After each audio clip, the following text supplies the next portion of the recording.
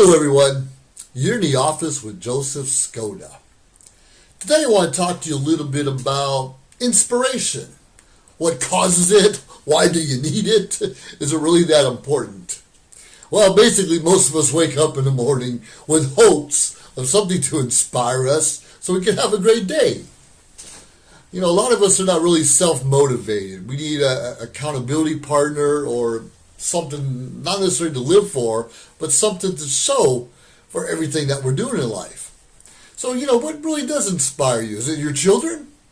But sure, when we have kids, it's great, and bounce them up on your knee, and of course, until they get too big, it hurts your knees. But sometimes you see the smile on the face of a loved one, of your children, of a baby, of a neighbor, elderly parent, can definitely touch our hearts and inspire us to want to do better. Now, provided we had a good upbringing and loving parents, we should always be inspired to try and make mom and dad proud of us, our grandparents, our aunts and uncles. We should always look for ways that we can bring a smile on someone else's face. Now, we hear a lot of people complaining over and over again, about the government, about their job, about taxes, about everything where you're spending more money than you're making. Of course, that will frustrate each and every one of us. So, are we looking to people who always seem to have a smile on their face? What brings them happiness? Because, your coworker, your neighbor is probably in a similar situation you are. Our neighbors normally have the same kind of job we do, or at least the same income level or educational level. That's why we all live in the same place, by what we can afford, usually. So look for someone with that smile. When they wake up in the morning, they come home, or it's raining outside, or it's too sunny outside, or the traffic everywhere. We need to look for something deep down inside that keeps us happy. Now, I believe very strongly, I'm a Christian, and God keeps me happy. Not saying most days, because it's up to me to be happy. It's up to me to take the good or the bad and everything around me, but it's still up to me to put the smile on my face. And when I put a smile on my face, I hope that it shows, and more people I come into contact with every day also put a smile on their faces. Isn't that what it's all about? If we have an act of kindness, if we smile to each other, we say good morning, good afternoon, can I help you with those groceries?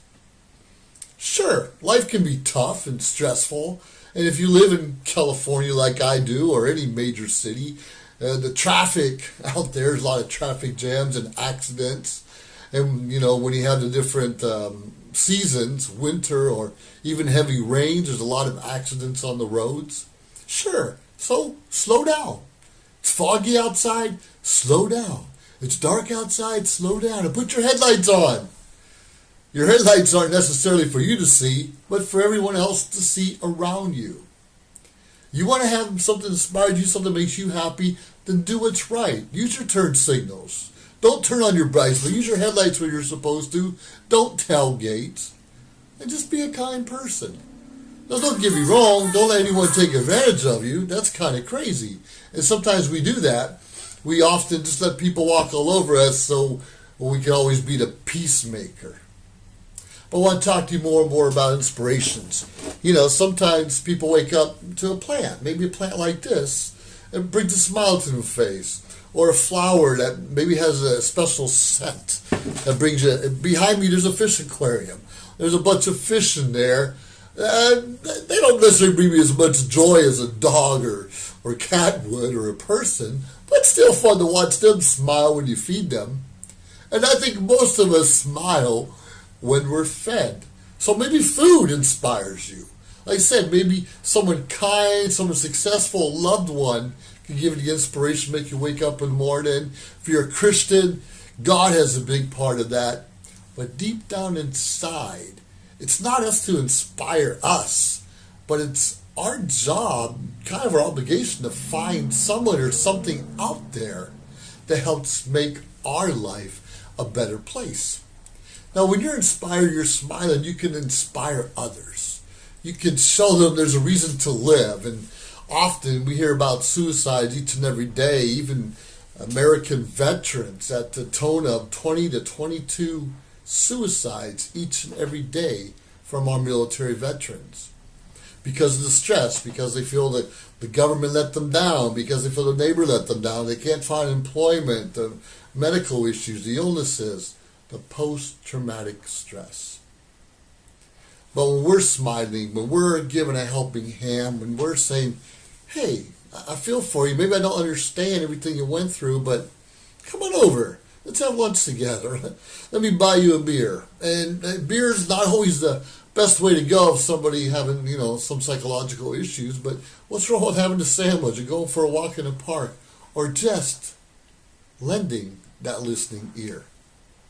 Because each one of us has issues in life.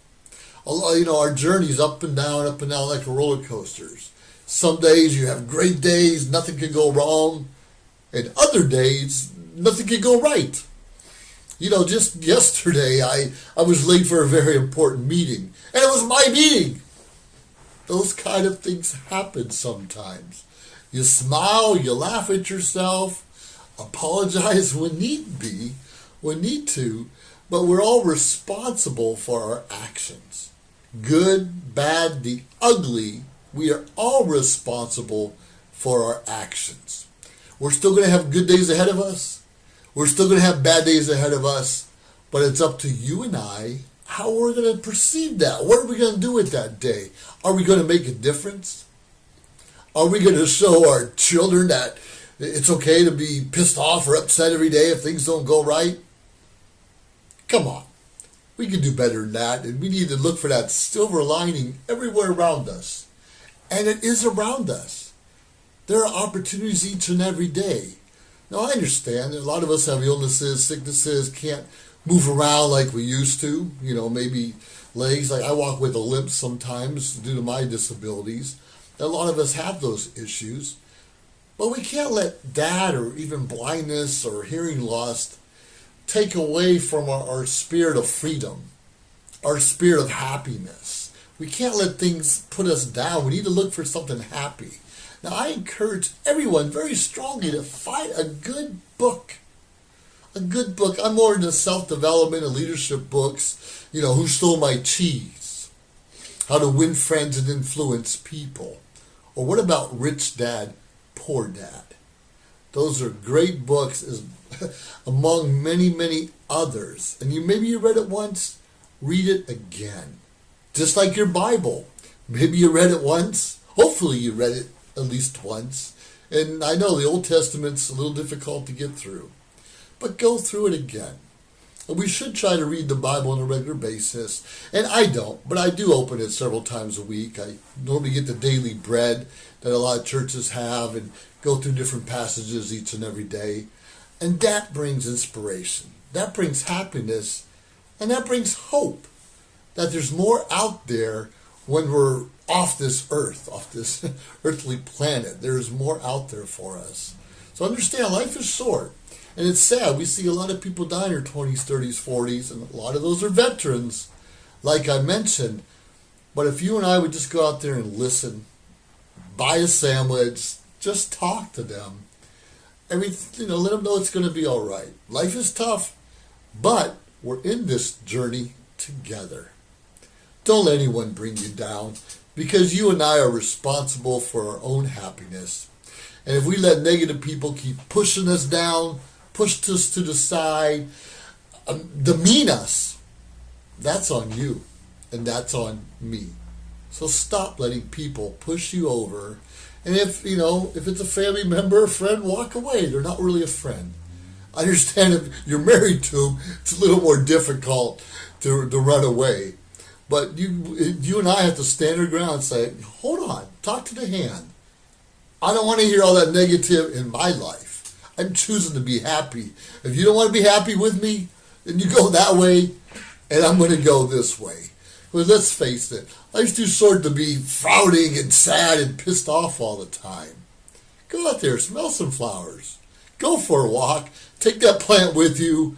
I'd say take that goldfish with you, but a little hard to walk. So find a dog, and pets are awesome.